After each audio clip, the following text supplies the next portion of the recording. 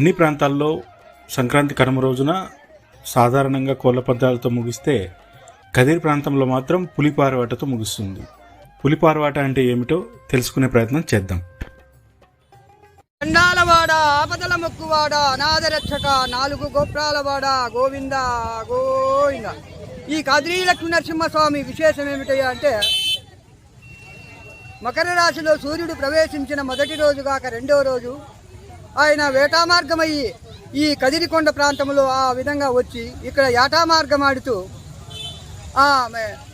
శ్రీ మహాలక్ష్మి పరక్కూసలు కోసుకుంటూ ఉండగా ఆమె పుట్టినెల్లు కుటాగుళ్ళ గ్రామం, కుటాగుల నుంచి ఇక్కడ వచ్చి ఇక్కడ ఆయన యాట ఆడుతూ ఆమెను ప్రేమించి గంధర్వ వివాహం చేసుకుని ఇక్కడ వచ్చి ఆ రోజు విశేషం ఏమంటే సాయంత్రం 3 గంటల నుంచి ఇక్కడ నుంచి పట్టపోయిన కుందేల్ని పులిని తీసుకుపోయి అక్కడ రైల్వే స్టేషన్ ముందర కట్ట దగ్గర అక్కడ పారేట వదులుతుంది. అక్కడ బాగా బ్రహ్మాండంగా జరుగుతుంది.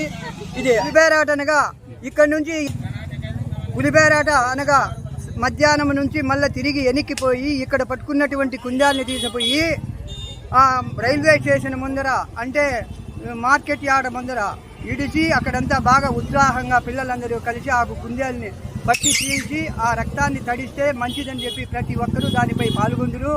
అక్కడ జరిగిన దానివల్ల అష్టైశ్వర్యాలు భోగభాగ్యాలు కలిగినని ప్రతీక.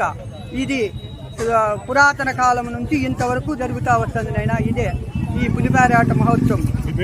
నా పేరు ఏ చిన్నప్ప దాసు. నేను